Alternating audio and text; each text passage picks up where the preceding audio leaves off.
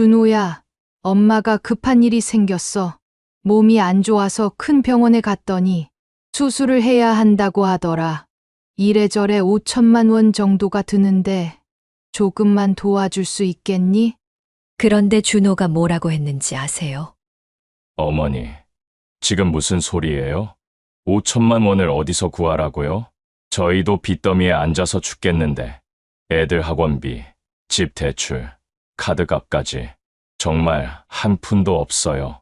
그러더니 지갑에서 겨우 5만 원 한 장을 꺼내서는 이거라도 받으세요. 택시비로 쓰시고. 그런 큰 수술이면 정부 지원이나 받아보세요. 저희는 정말 도와드릴 형편이 안 돼요. 정말 가슴이 무너지더라고요. 내가 키운 아들이 고작 5만 원? 그래도 혹시 둘째는 다를까 싶어서 민호 식당으로 갔어요. 그런데 민호는 더 가관이었어요. 어머니, 농담이시죠? 5천만 원? 저희 식당 한 달 매출도 안 되는 돈을 어떻게 구해요? 장사도 안 되는데 월세도 못 내고 있어요. 그리고는 완전 화가 난 듯이 형한테 가보세요. 형은 대기업 부장이니까 저희보다 돈 많잖아요. 왜 저한테만 와서 그래요? 그러더니 주방으로 도망가 버렸어요. 정말 어이가 없었죠. 그래도 마지막 희망을 품고 막내 은호네로 갔어요. 은호는 셋 중에서 제일 가난해요. 취업도 못했고 신혼인데 좁은 원룸에서 아내 지연이랑 겨우겨우 살고 있거든요. 그런데 은호는 저에게 깜짝 놀랄 말을 했어요. 셋째의 대답을 듣고 저는 한 가지 결정적인 행동을 하기로 마음먹었습니다. 과연 막내 은호는 저에게 어떤 말을 했을까요? 그리고 제가 한 선택이 옳았을까요? 여러분이라면 이런 상황에서 어떻게 하셨을지 정말 궁금해요. 본격적인 이야기 시작 전에 구독과 좋아요 눌러주세요. 모두 무료입니다. 그럼 시작하겠습니다. 안녕하세요. 저는 올해 73 김희영입니다. 어젯밤 잠을 이루지 못하고 뒤척이다가 문득 며칠 전 일이 떠올랐습니다. 재개발 보상금 산정통지서를 받던 그날 말이에요. 우편함에서 두툼한 서류 봉투를 꺼내는데 손이 덜덜 떨렸습니다. 평생 살아온 이 낡은 한옥이 재개발 구역에 들어간다는 건 알고 있었지만 보상금이 이렇게 클 줄은 몰랐거든요. 서류를 펼쳐보는 순간 눈앞이 아찔했습니다. 토지 보상금 105억 원, 건물 보상금 25억 원, 합쳐서 130억 원이라는 숫자가 적혀 있더군요. 평생 1,000만 원도 만져보지 못했던 제가 130억이라니 서류를 다시 읽고 또 읽었습니다. 혹시 잘못 온 게 아닌가 싶어서요. 그런데 기쁨보다는 두려움이 먼저 밀려왔습니다. 며칠 전 담장 넘어 이웃 박미숙 할머니가 하신 말씀이 떠올랐거든요. 희영아, 요즘 뉴스 보니 부모 재산 때문에 자식들이 서로 잡아먹는다더라. 나이 들어서 제일 무서운 건 남이 아니라 자기 자식이라고 하던데. 그때는 그냥 웃어 넘겼는데 이 서류를 보고 있으니 그 말이 실감이 나더군요. 제 세 자식 얼굴이 스쳤습니다. 첫째 준호는 대기업에서 부장을 하고 있고 둘째 민호는 작은 식당을 운영하고 있어요. 막내 은호는 아직 취업 준비 중이고요. 평소에는 착한 아이들이지만 이런 큰돈 앞에서는 어떨까? 혹시 마음이 변하지는 않을까? 남편이 살아있을 때 늘 하던 말이 있어요. 사람은 돈 앞에서 본 모습이 나온다. 그래서 돈이 무서운 거야. 그 말이 계속 귓가에 맴돌았습니다. 그날 밤 잠을 설치며 생각에 생각을 거듭했습니다. 이 돈을 어떻게 나누어 줄 것인가도 중요하지만 그보다 더 중요한 건 자식들의 진짜 마음을 확인하는 것 아닐까요? 돈이 있을 때와 없을 때 같은 마음으로 어머니를 대할 수 있는지 말이에요. 새벽 4시쯤 되어서야 마음을 정했습니다. 이 돈을 나누어 주기 전에 자식들의 진심을 시험해 보겠다고요. 옳고 그름을 떠나서 저는 알아야만 했습니다. 과연 내 자식들이 어떤 사람들인지를. 다음 날 아침 저는 옷장 깊숙한 곳에서 가장 해진 옷들을 꺼냈습니다. 10년도 더 된 낡은 코트, 구멍난 고무신, 빛이 바랜 헤어핀까지. 거울을 보니 평소의 제가 아니더군요. 마치 무일푼의 할머니 같았어요. 주머니에는 급하게 5천만 원이 필요하다는 거짓 사연을 준비했습니다. 몸이 안 좋아서 큰 병원에 가봐야 하는데 검사비와 수술비로 그 정도 금액이 든다고요. 물론 거짓말이었지만 자식들의 진심을 확인하려면 어쩔 수 없었습니다. 첫 번째로 찾아간 곳은 첫째 준호의 집이었습니다. 강남의 고급 아파트 50층짜리 신축 건물이었어요. 경비실 앞에서부터 시선이 따가웠습니다. 경비 아저씨가 제 초라한 차림새를 위아래로 훑어보더니 어디로 가시는 거죠? 라고 묻는 목소리에서 의심이 묻어났어요. 아들 집에 갑니다 라고 답하니 그제서야 안내해 주더군요. 엘리베이터 안에서도 다른 주민들의 시선이 곱지 않았습니다. 아마도 이런 곳에 어울리지 않는 모습이었겠지요. 준호가 문을 열었을 때 반가움보다는 당황한 표정이 먼저였습니다. 어머니, 갑자기 웬일이세요? 연락도 없이. 그 말투에서 벌써 거리감이 느껴졌어요. 평소 같으면 어머니 오셨네요. 어서 들어오세요 라고 했을 텐데 말이죠. 거실에 앉아서 차를 한 모금 마시고 조심스럽게 말을 꺼냈습니다. 준호야, 엄마가 급한 일이 생겼어. 몸이 안 좋아서 큰 병원에 갔더니 수술을 해야 한다고 하더라. 이래저래 5천만 원 정도가 드는데 조금만 도와줄 수 있겠니? 그 순간 준호의 표정이 확 굳었습니다. 잠시 침묵이 흘렀고 준호는 난처한 웃음을 지으며 말했어요. 어머니, 요즘 저희도 사정이 애들 학원비에 집 대출금까지 허리가 휘어요. 회사 분위기도 안 좋아서 언제 잘릴지도 모르고요. 그러더니 지갑에서 5만 원 한 장을 꺼내 제 손에 쥐어주었습니다. 이걸로 택시비나 쓰세요. 큰 수술이시면 국가에서 지원해주는 것도 알아보세요. 5만 원. 제가 키워준 아들이 어머니가 큰 병에 걸렸다는데 줄 수 있는 돈이 5만 원이었습니다. 준호의 집을 나오는 길에 마음이 무거웠습니다. 물론 거짓말을 한 제가 잘못이지만 그래도 섭섭했어요. 혹시 둘째는 다를까 하는 마음으로 민호의 식당으로 향했습니다. 민호가 운영하는 식당은 동네 골목 끝에 있는 작은 곳이었어요. 민호네 손맛이라는 간판이 달린 테이블 8개짜리 허름한 식당이었죠. 문을 열고 들어가니 기름 냄새와 양념 냄새가 코를 찔렀습니다. 어머니, 갑자기 웬일이세요? 민호는 처음엔 반갑게 맞아주었어요. 앞치마를 벗으며 저를 테이블로 안내했죠. 밥 드셨어요? 뭐 해드릴까요? 하지만 제가 사정을 털어놓자 분위기가 싸해졌습니다. 어머니, 5천만 원이요. 그런 돈이 어디 있어요? 보시다시피 저희도 이런 작은 식당으로 겨우 버텨가고 있는데 민호는 한숨을 푹 쉬더니 계속 말했어요. 요즘 장사도 안 되고 밀린 월세 때문에 잠도 못 자고 있어요. 임대료만 해도 한 달에 200만 원인데 하루 매출이 50만 원도 안 나올 때가 많아요. 그러더니 이런 말까지 하더군요. 형한테 부탁해 보세요. 형은 대기업 다니니까 저희보다는 사정이 나을 거예요. 그리고는 주방에서 일하는 척하며 피해버렸습니다. 제가 거기 앉아 있는데도 말이에요.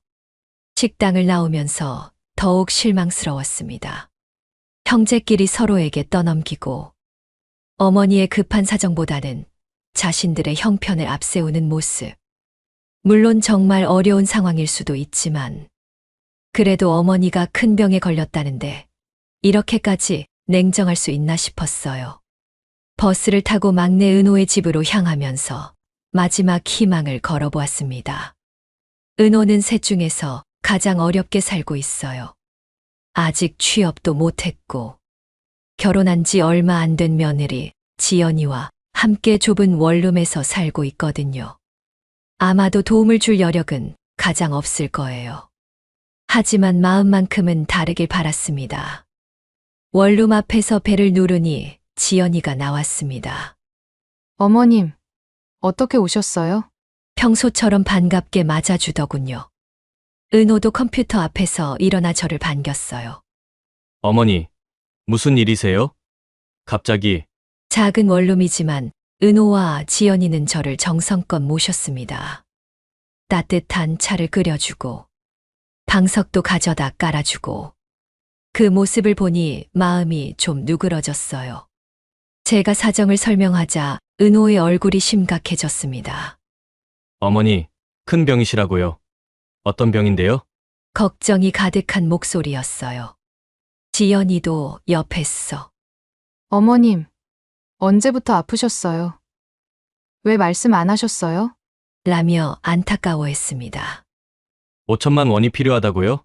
은호는 잠시 생각에 잠겼습니다. 그리고는 고개를 저으며 말했어요. 어머니, 저희 사정이 정말 안 돼요. 지금 통장에 200만 원도 없어요. 취업이 안 돼서 지연이 아르바이트비로 겨우 버티고 있는데. 역시 나였습니다. 은호네도 도움을 줄 수 없다는 거죠. 저는 일부러 더 실망한 표정을 지으며 일어섰습니다. 그래, 너희들도 어려운 건 아는데 내가 너무 욕심을 부렸구나. 그런데 제가 문 쪽으로 걸어가려는 순간 은호가 허겁지겁 뛰어와 제 팔을 잡았습니다. 어머니, 잠깐만요. 그러더니 서랍에서 낡은 통장을 꺼내더군요. 이거 저희 전 재산인데 200만 원밖에 없어요. 그래도 검사비로라도 쓰세요. 통장을 제 손에 쥐어주면서 은호는 말했어요. 큰 수술이시면 저희가 어떻게든 돈을 마련해 볼게요. 대출이라도 받아서. 그때 지연이도 울먹이며 말했습니다. 어머님, 저희 집이 좁긴 하지만 여기로 들어오세요. 병원 가실 때까지 제대로 모실게요. 혼자 계시면 안 돼요. 그 말을 듣는 순간 목이 메었습니다. 200만 원밖에 없는데도 그것마저 다 내어주겠다는 막내. 좁은 집이지만 어머니를 모시겠다는 며느리. 이게 진정한 효심이고 가족애구나 싶었어요. 하지만 아직 계획이 남아 있었습니다. 저는 눈물을 훔치며 말했어요. 고마워, 은호야. 지연아, 그런데 엄마가 형들한테도 말했는데 좀 더 기다려보자. 혹시 모르니까. 실제로는 형들의 반응을 보고 나서 진실을 말할 생각이었거든요. 은호는 고개를 끄덕였어요. 그러세요, 어머니. 그런데 정말 아프시면 지체하지 마시고 병원부터 가세요. 돈은 나중에 해결해도 되니까. 집으로 돌아와서 하루 종일 생각에 잠겼습니다. 제 아들의 반응이 너무나 극명했거든요. 첫째와 둘째는 5만 원과 냉정한 말뿐이었고, 막내는 전 재산과 집까지 내어주겠다고 했으니까요. 그날 저녁 예상했던 일이 벌어졌습니다. 준호와 민호가 함께 집에 나타난 거예요. 표정을 보니 뭔가 심상치 않더군요. 어머니, 저희가 들었는데 재개발 보상금이 나온다면서요? 준호가 돌직구를 던졌습니다. 왜 그런 중요한 일을 말씀 안 하셨어요? 어디서 들었는지는 모르겠지만 아무래도 동네 소문이 났나 봅니다. 재개발 지역이다 보니 비슷한 상황의 집들이 많거든요. 그게 얼마나 나오는데요? 민호도 끼어들었어요. 혹시 병원비 핑계 대고 미리 돈 달라고 한 거 아니에요? 저를 의심하는 눈빛이었습니다. 저는 아무 말 없이 서랍에서 보상금 통지서를 꺼냈습니다. 130억 원이라는 숫자를 본 순간 두 아들의 눈이 동시에 휘둥그레졌어요. 130억. 준호가 헛기침을 했습니다. 어머니, 이게 정말이에요. 그럼 어머니, 아픈 것도 거짓말이에요? 민호가 말끝을 흐렸어요. 저는 고개를 끄덕였습니다. 거짓말이었다. 너희들 마음을 확인해 보고 싶었어. 순간 둘의 태도가 180도 바뀌었습니다. 어머니, 그럼 저희가 모실게요. 준호가 앞다퉈 말했어요. 집도 넓고 여유도 있으니까 어머니 편하게 지내실 수 있어요. 아니에요. 저희가 모셔야죠. 민호도 지지 않았어요. 식당 일이라 바쁘긴 하지만 집에서 가깝잖아요. 어머니가 익숙한 동네가 좋으실 거예요. 두 아들이 서로 어머니를 모시겠다고 다투는 모습을 보니 씁쓸했습니다. 30분 전까지만 해도 5만 원. 월세 걱정을 하던 아들들이 130억이라는 숫자 하나로 이렇게 바뀌다니. 그럼 돈은 어떻게 나눌 건데요? 민호가 본심을 드러냈어요. 형제끼리 똑같이 나누는 게 맞죠? 아니야. 모시는 사람이 더 받는 게 당연하지. 준호도 계산기를 두드리기 시작했어요. 두 아들이 돈 계산에 빠져 있을 때 은호가 나타났습니다. 아마도 형들이 집에 왔다는 소식을 들었나 봅니다. 지연이와 함께 들어서더군요. 형들, 무슨 일이에요? 은호가 물었습니다. 아, 은호야. 준호가 번쩍이는 눈으로 말했어요. 어머니 재개발 보상금이 130억 나온다. 은호는 놀란 표정이었지만 준호나 민호처럼 흥분하지는 않았어요. 오히려 걱정스러운 얼굴로 저를 바라보더군요. 어머니, 그럼 아픈 건 거짓말이었어요? 그래, 미안하다. 저는 솔직하게 말했어요. 너희들 진심을 확인해 보고 싶었어. 그때 지연이가 조용히 말했습니다. 어머님, 그런 시험은 너무하세요. 돈이 있든 없든 모시는 건 당연한 거잖아요. 은호도 고개를 끄덕였어요. 맞아요, 어머니. 저희는 어머니가 부자든 가난하든 상관없어요. 그냥 건강하게 오래 사셨으면 좋겠어요. 그 말을 듣고 있던 준호와 민호의 얼굴이 빨갛게 달아올랐습니다. 자신들의 속마음이 드러난 것 같아서겠죠. 저는 그 자리에서 결정을 내렸습니다. 130억은 은호 부부에게 모두 줄 거야. 가난한 어머니도 부자 어머니도 똑같이 대하는 건 너희뿐이니까. 뭐라고요? 준호가 버럭 소리를 질렀어요. 그게 말이 돼요? 형제인데 왜 막내만? 민호도 흥분했어요. 어머니, 아무리 그래도 그건 너무하잖아요. 저희도 어머니 아들인데. 그럼 내가 가난할 때는 왜 그렇게 냉정했어? 저는 차분하게 물었어요. 5만 원 주면서 택시비나 쓰라고 했고 월세 걱정한다고 형한테 떠넘겼잖아. 두 아들은 할 말을 잃었습니다. 그 모습을 보니 더욱 확신이 섰어요. 제 결정이 옳다는 것을. 그런데 은호가 깜짝 놀라며 말했어요. 어머니, 그럼 안 돼요. 형들도 제 형들인데 혼자만 받을 수는 없어요. 이 착한 아이는 마지막까지 형들을 생각하더군요. 하지만 제 마음은 이미 정해져 있었습니다. 그날 밤 준호와 민호는 새벽까지 저를 붙들고 매달렸습니다. 어머니, 저희가 정말 잘못했어요. 다시 생각해 주세요. 평생 효도하겠다는 말부터 시작해서 이미 짓고 있는 빚까지 온갖 이유를 들먹였어요. 하지만 저는 흔들리지 않았습니다. 너희들이 진심으로 뉘우친다면 돈이 목적이 아니라는 걸 보여줘. 앞으로 1년 동안 돈 얘기 한 번도 하지 말고 가난했던 어머니 대하듯이 해봐. 그럼 내가 다시 생각해 볼게. 두 아들은 억지로나마 고개를 끄덕였어요. 하지만 그 눈빛에서 아직도 돈에 대한 미련을 읽을 수 있었습니다. 다음 날 은호 부부와 함께 은행에 갔습니다. 130억을 은호 명의로 이전하는 절차였어요. 은호는 끝까지 망설였지만 저는 단호했습니다. 은호야, 이 돈으로 형들과 싸우지는 마라. 적당히 나누어줘도 좋다. 하지만 결정권은 내가 갖는 거야. 너희 부부가 관리하는 거고. 은호는 울먹이며 대답했어요. 어머니, 저 정말 잘 쓸게요. 그리고 형들한테도 도움 드릴게요. 은행 업무를 마치고 집에 돌아오니 동네 사람들의 시선이 달라졌더군요. 아마도 소문이 다 퍼진 것 같았어요. 희영이 내가 대박 났다면서 하는 소리들이 여기저기서 들렸습니다. 그날 저녁 준호와 민호가 또 찾아왔어요. 이번에는 좀 다른 분위기였어요. 무릎을 꿇고 앉아서 정중히 말하더군요. 어머니, 저희가 정말 잘못했습니다. 돈 때문에 정신을 잃었어요.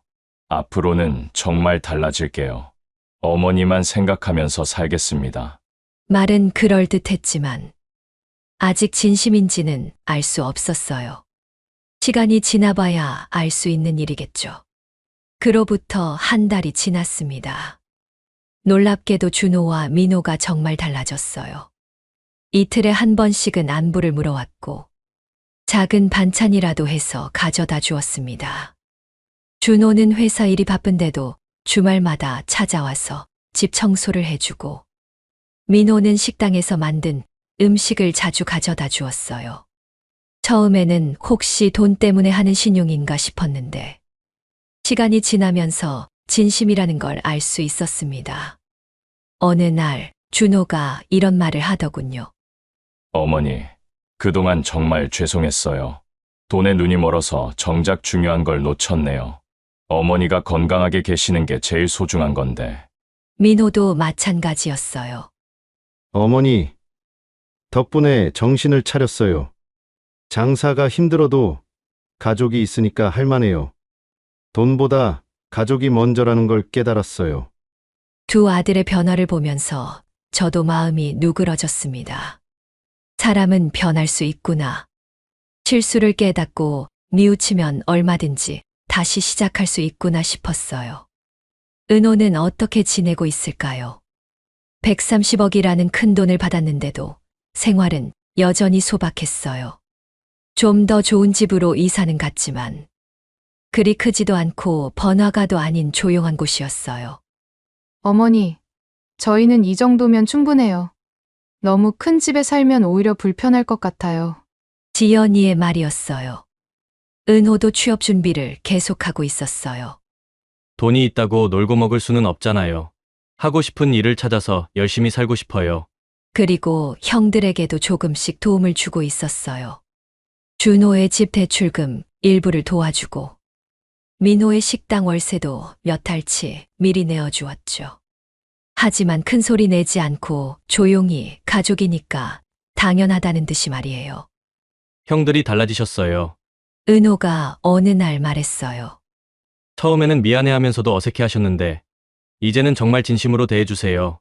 돈 얘기는 한 번도 안 하시고요. 그 말을 들으니 뿌듯했습니다.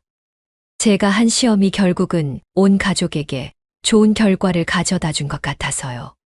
어느 토요일 저녁 세 아들이 모두 모였습니다.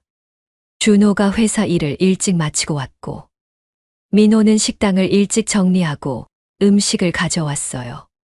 은호 부부도 함께해서 오랜만에 온 가족이 한자리에 모였죠. 어머니, 그동안 정말 고생 많으셨어요. 준호가 먼저 말을 꺼냈어요. 저희 때문에 마음고생이 심하셨을 텐데. 맞아요. 민호도 고개를 끄덕였어요. 어머니가 그런 시험을 하신 이유를 이제야 알겠어요. 저희가 너무 철없었네요. 그날 저녁 식탁에는 오랜만에 웃음꽃이 피었습니다. 돈 얘기는 한마디도 나오지 않았고 그저 가족끼리 도란도란 일상 얘기만 나누었어요. 이런 게 진짜 행복이구나 싶었습니다.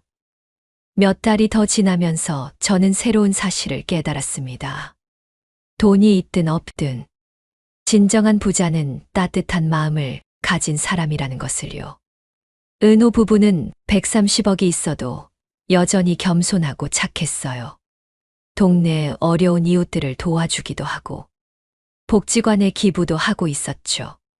돈이 사람을 망치는 게 아니라 원래 가진 마음이 돈을 만나면서 드러나는 거구나 싶었어요. 준호와 민호도 진짜로 변했다는 걸 확신하게 되었습니다. 어느 날 준호가 이런 말을 하더군요. 어머니, 솔직히 말씀드리면 처음에는 억울했어요. 왜 막내만 다 받느냐고. 하지만 지금 생각해보니 은호가 받는 게 맞는 것 같아요. 저희는 자격이 없었어요. 민호도 마찬가지였어요. 저도 그동안 어머니를 돈으로만 생각했던 것 같아요. 효도라는 게 돈을 드리는 게 아니라 마음을 드리는 거였는데, 이런 말들을 들으면서 저는 제 결정이 옳았다는 확신이 들었어요. 돈을 준다고 효자가 되는 게 아니라 진짜 효자에게 돈을 주는 게 맞는 거니까요. 그러던 어느 날 예상치 못한 일이 벌어졌습니다. 은호가 갑자기 찾아와서는 이런 말을 하는 거예요. 어머니, 저 혼자만 이 돈을 갖고 있는 게 맞는지 모르겠어요. 형들도 어머니 아들인데 너무 차이가 나는 것 같아서요. 저는 깜짝 놀랐어요. 이미 자기 것이 된 돈을 형들과 나누고 싶다니. 이런 마음씨를 가진 아이가 또 있을까 싶었거든요. 은호야, 그 돈은 이미 내 거야. 내가 결정하면 돼. 그래도 어머니 허락 없이는 안 될 것 같아요. 형들한테 조금씩 나누어줘도 될까요? 저는 잠시 생각해 보았습니다. 그리고 고개를 끄덕였어요. 내 마음대로 해라. 하지만 조건이 있어. 내가 주인이라는 것만은 확실히 해둬라.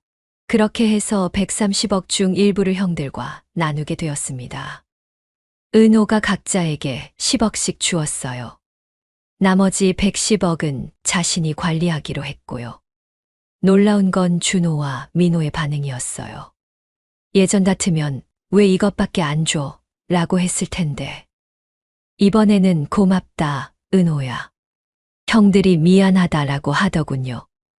이것도 내 몫인데 나누어 주는 거니까 형들이 잊지 않을게. 준호의 말이었어요. 민호도 마찬가지였어요. 은호야, 고마워. 이 돈으로 식당 좀 더 키워서 너한테 갚을게. 그 모습을 보니 정말 뿌듯했습니다. 돈이 가족을 갈라놓는 게 아니라 더 단단하게 뭉치게 만들 수도 있구나 싶었어요. 지금 저는 어떻게 지내고 있을까요? 새 아들이 돌아가면서 저를 모시고 있어요. 월요일부터 화요일까지는 준호네. 수요일부터 목요일까지는 민호네. 금요일부터 일요일까지는 은호네에서 지내고 있죠. 각자의 집에서 다른 음식을 먹고 다른 이야기를 나누는 재미가 쏠쏠해요. 손자 손녀들도 할머니가 오는 날을 기다린다고 하니 저도 살맛이 나고요. 무엇보다 좋은 건 새 아들이 서로 경쟁하듯 저를 잘 모신다는 거예요. 누가 더 효도하나 비교하면서 말이죠. 물론 착한 경쟁이니까 보기 좋아요. 가끔 이런 생각을 해봅니다. 만약 제가 그냥 130억을 셋으로 나누어 주었다면 어땠을까? 아마도 돈은 받았지만 진짜 효도는 못 받았을 거예요. 돈을 받았으니까 이제 됐다고 생각했을지도 모르죠. 하지만 지금은 다릅니다. 세 아들 모두 진심으로 저를 사랑하고 있다는 걸 느껴요. 돈 때문이 아니라 정말로 어머니가 소중해서 모시는 거라는 것을요. 마지막으로 이 이야기를 듣고 있는 여러분께 한 말씀 드리고 싶어요. 돈은 사람의 진심을 시험하는 거울 같은 거예요. 그 앞에서 변하지 않는 마음, 그게 진짜 사랑이고 효도인 것 같아요. 그리고 진정한 부자는 돈이 많은 사람이 아니라 따뜻한 마음을 가진 사람이라는 것도요. 저는 이제 정말 부자가 된 기분입니다. 돈 때문이 아니라 진심으로 저를 사랑하는 자식들이 있으니까요. 지금까지 저의 이야기를 들어주셔서 감사합니다. 구독과 좋아요도 잊지 마세요. 그리고 댓글로 여러분의 생각도 나눠주세요. 여러분의 앞날에 항상 행복과 건강이 함께하길 바랍니다. 사연 세상이었습니다. 감사합니다.